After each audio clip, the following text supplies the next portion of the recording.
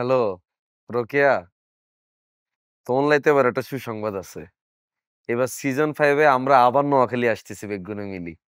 তোমাগো নোয়াখালীতে আসি কোনো কাম নাই। তুমি ভাইয়ারে বলি সিজন 5-এ আরে ঢাকায় নেওয়ার ব্যবস্থা করো। এটা তুমি কি বললা? তুমি তো ব্যাচেলর পয়েন্টের ভিতরেই আছো।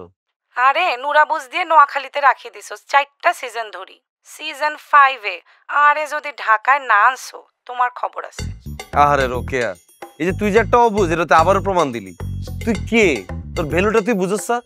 তুই হচ্ছিস কাবিলা গার্লফ্রেন্ড, এটাই তো এনাফ তোর লাই। হাই বুঝছি তো তুমি কিল্লাই আরে ঢাকায় আনতে চাও না। আরে আনলে অন্য মায়াগুলোকে তোমার শতানি বন্ধ হয়ে যাইবো। আই তোমার বেগুনা কাম ধরি ফেলাইউম। একটা ভালো মুড দেখে তোমার ফোন দিছিলাম, দিলে তার মেজাজটা খারাপ করি। সিজন 5-এ আর চেহারা যদি না দেখা যায় তাইলে আই আর ফোনে কোনো ভয়েস দিতাম তুই না। ফোন হ্যালো, মেয়েটা না কথাটাই বুঝলো না। আর ভাই ব্যস্ত নেই। না বল কিসে? আয় আন্নার কাছে একটা আবদার লয়ে আইছি, আন্না কিন্তু না করতে আত্মন ন। তুই কেন ফরমাইশ নিতেছের? আবদার কি করবি সেটা কর। হ্যাঁ বলুন না বলুন সেটা আমার ব্যক্তিগত ব্যাপার।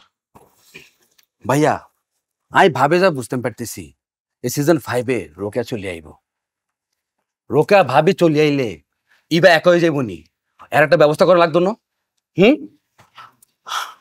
আমি বলতেছি কি, আন্নে অমিবাইকে বলি বজ্রপাতরা জাকির আর এবার একটা সেট আপ করে ফেলে।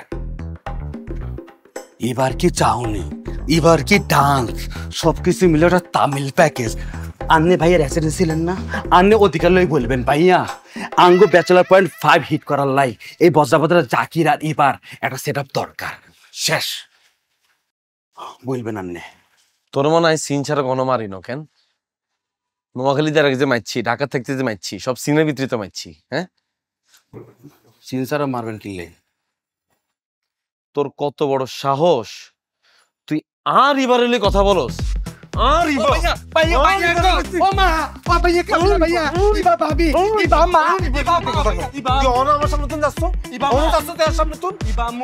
কত বড়